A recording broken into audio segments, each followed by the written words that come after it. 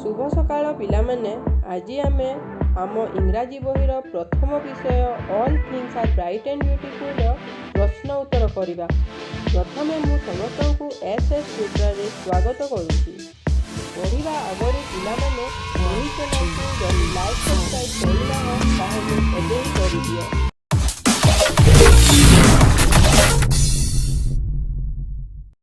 प्रथम प्रश्न देछि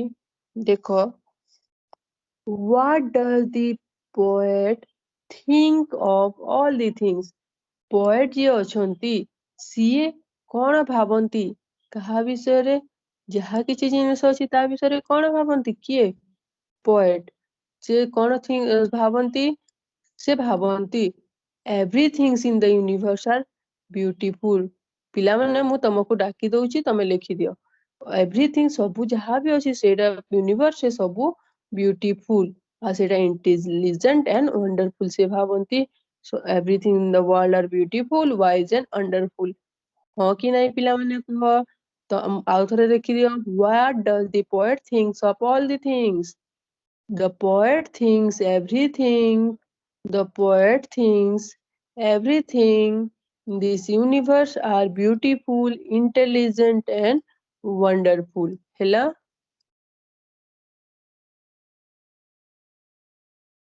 who had made all these things? ये सब किए तैयारी करिसंती ये सृष्टि रे सब किए तैयारी करिसंती द लॉर्ड गॉड किए तैयारी करिसंती Lord God has made all the things. What are the little things mention in the poem जो छोट छोट जिनिस सब को कोटा जेटा कि हम पोएम रे लिखाई छी little things mention in the poem are colourful flowers in bloom and singing birds with tiny wings।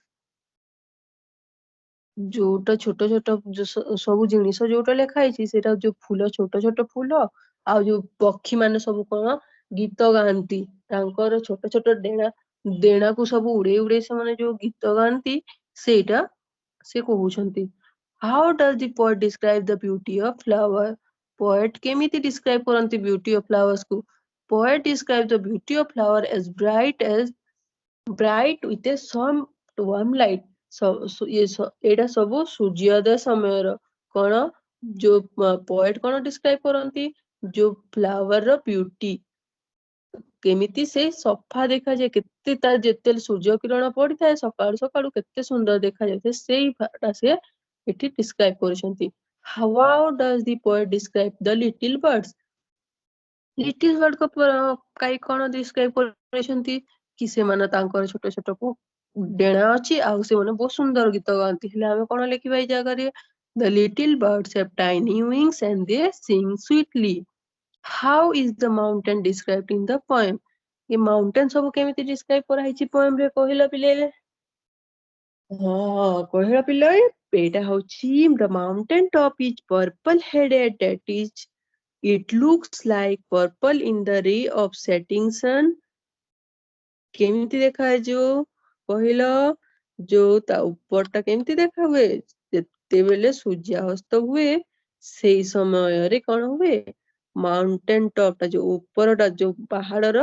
चोटी कहंती ता ऊपर भाग केमिति देखा है पर्पल हेडेड सेई सेटिंग सन रो जो सूर्यास्त रो किरण रे से पर माने नील टाइप रो देखा हुए कि नहीं। तापर हमें जीवा 7 number question why does the mountain appear purple headed? से माउंटेन कौन पाई पर्पल हेडेड देखा हुए सूर्य किरण पाई तो इटा हमें कौन लिखिए the mountain appears purple headed because the ray of setting sun fall on it। तापरे प्रश्न नंबर 8 रे देछि what brightens of the sky? कोटा ब्राइटन करे स्काई को पहिला the morning brighten of the sky जो सूर्य उदय हुए सेटा आम आकाश को पूरा लाइट करी थाए पूरा माने सफा करी थाए ब्राइट करी थाए। How does the sky look at the sunset? जेते सूर्य अस्त समय रे केमिति देखा जाय थाए लाल कलर देखा जाय थाए ना लाल लालिया रंगर जो पूरा केते सुंदर देखा होता है ना। तो हमें कौन लिखिबा at the sunset the sky looks red filled with red glow of the setting sun। of the setting sun एड़ा देखो एड़ा selling अछि एड़ा setting sun ହେଲା तापरे हम नेक्स्ट क्वेश्चन को जीवा नेक्स्ट क्वेश्चन रे कोन देछि how does the sky look at the sunset एटा तो सेही प्रश्नटा at sunset to the sky look red filled with red with the setting sun तापरे which are the two season mentioned in the poem କୋଉଟା two season mention जेउटा ହେଇଛି poem रे गोटे ହେଲା ଶୀତ ଋତୁ ଆଉ ଗୋଟେ ହେଲା ଗ୍ରୀଷ୍ମ ଋତୁ ହେଲେ ଶୀତ ଋତୁକୁ ଆମେ କଣ ଲେଖିବା two season mentioned in the poem are the winter season and the summer season ହେଲା why does the poet consider the summer sun pleasant जो poet ଅଛି ସେ summer sun को କଣ ପାଇଁ pleasant କୁହନ୍ତି କଣ ପାଇଁ ନା जो एटा तो इंग्लैंड रो कथा ना सेही समय रे कौन हुए समर सीजन रे कौन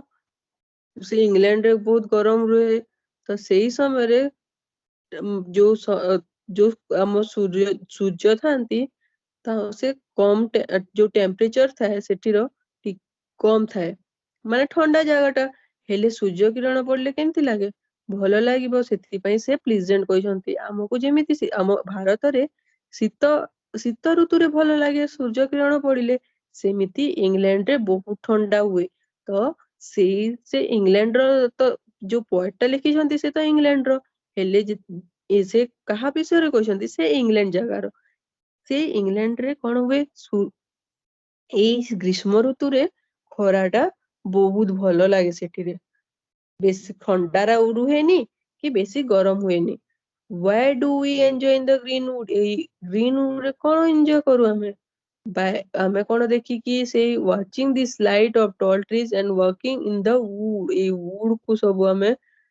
से रास्ता रे जो चालू बड़ बड़ गछ पक्षी छोट छोट सब देखी कि हमें ताकू हमें एंजॉय करू कि नहीं तापरे नेक्स्ट क्वेश्चन अछि एटा को लिभे तमे लिखिला बेलको नहले दिसिबो भी नहीं तापरे हमें पढ़िबा how are meadows useful to us meadows केमिति यूजफुल थाए meadows रे कोन हुए meadows are useful to us because we play different games there हमें कोन के meadows टा कोन बाहर जगह हेले हमें कोन करिबा से बाहर जगह रे कोन करू हमें बहुत जो पार्क रे हमें मिडोस टा कोटा पार्क ले हमें सेठी कोन करू बहुत हमें गेम खेलू कि ना एटा तो ए जो पोएम टा अछि छोटो पिलांको मानको पई ना तो सेथि पई से एटा छोटो पिला मानको पई ही लेखा आइछि सेथि पई एठी कोन कहूछि मिडो टा केमिति यूजफुल कोन पई हमें सेठी बहुत गेम्स खेलू where do the rushes grow the rushes grow in or near water से जो rushes जेंति माने कोन पई नियर वाटर थाए देखिबो तमे पार्क रे कोन हुए से रसेस कोन पई करंती सेठी कोन पई सेटा बहुत भलो देखा जाए रसेस ग्रो इन और नियर वाटर सेठी पई जो पानी पाख थाए ना से जो सुंदर सुंदर पानी सब थाए सेही पाखरे लोक मानक भीड़ होई जाए why do people gather at rushes people gather the rushes because they are dried up in and made into mats basket etc सेई पाखरे कोन थाए से पानी पाखरे जेंती गछ सब थाए जोटा कि झाड़ी टाइप रो थाए सेथिरे कोन करंती सेटा को आनी कि से माने मैट बास्केट सब बनांती why does god has given us eye भगवान हमको आखी कोन पई देइछंती God has given us eye to see and enjoy the beauty of his creation तांको ब्यूटी जो बनेइछंती जोटा सृष्टि करिसंती तारो ताको हमें एन्जॉय करिवा पई why has God given us the power of speech भगवान कोन पई हमको पावर ऑफ स्पीच देइछंती हमें भलो से कथा कहि कि तांको प्रेज करिवा तांको माने धन्यवाद जणैबा तांकर एते सृष्टि एते सुंदर भाବରେ रचना करिसंती सेटा को हमें धन्यवाद जणैबा पई हमको भगवान कहिबा पई देइछंती मुह देइछंती कहिबा पई हैला तापरे हमें क्वेश्चन नंबर 18 बा 18 number question how does the poet describe God poet केमिति डिस्क्राइब करिसंती पोएट केमिति डिस्क्राइब करसंती भगवान को कहिलो तमे कहि परिबो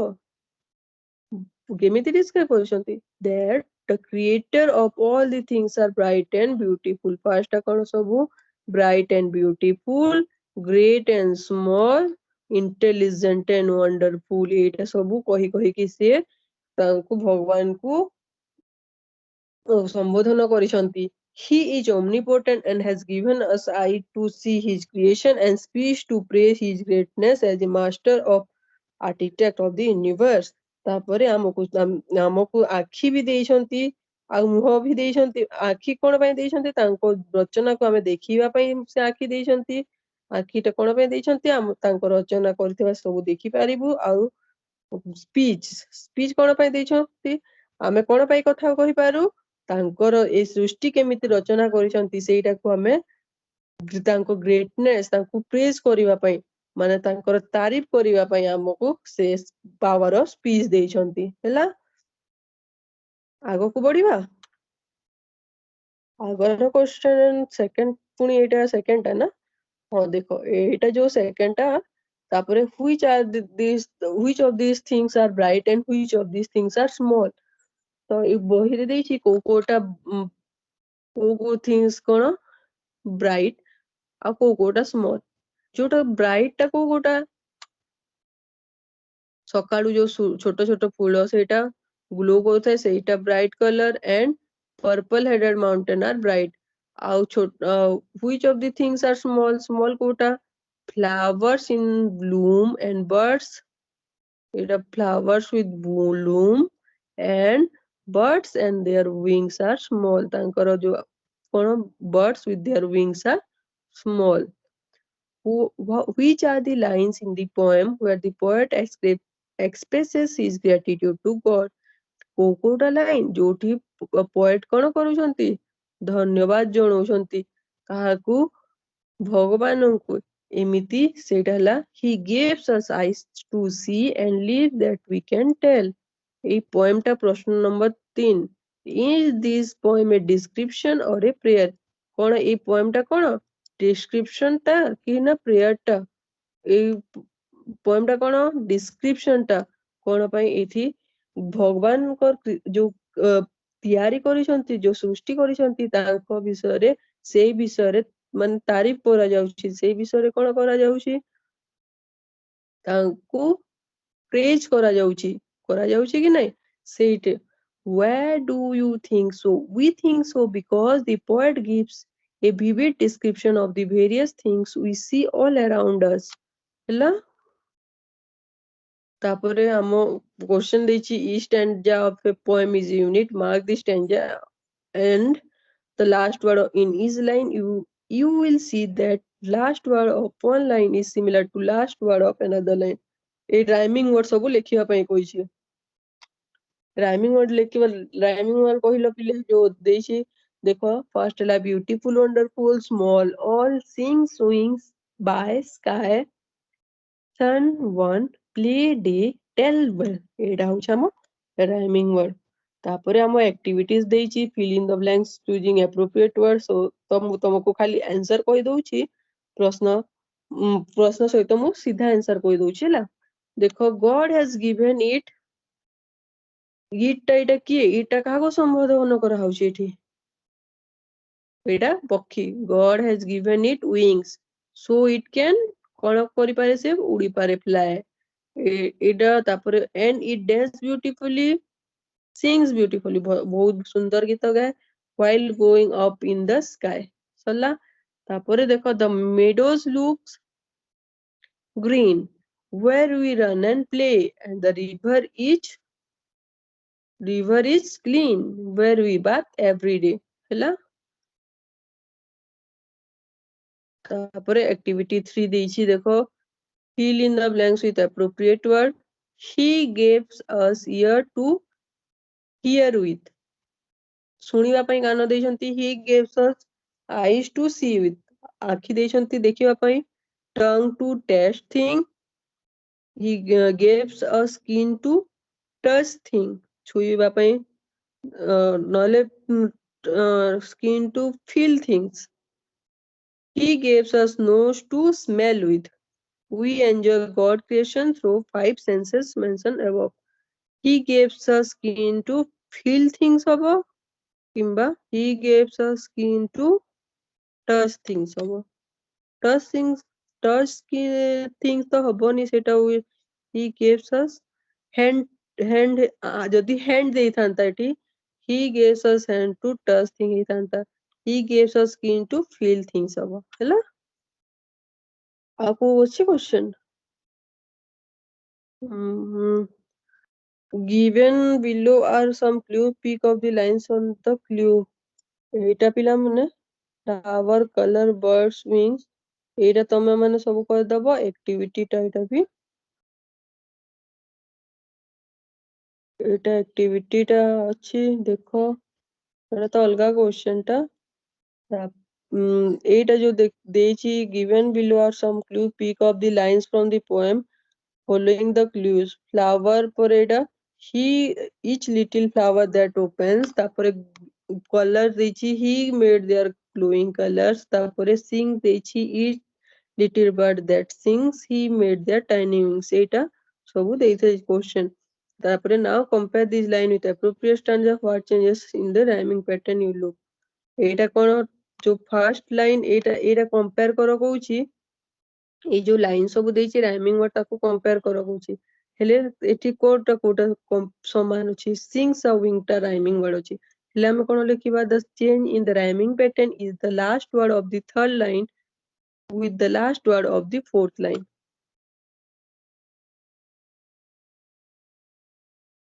Thank you students. तुमको देखिबा पई ए वीडियो तुमको जदि भलो लागिला हेले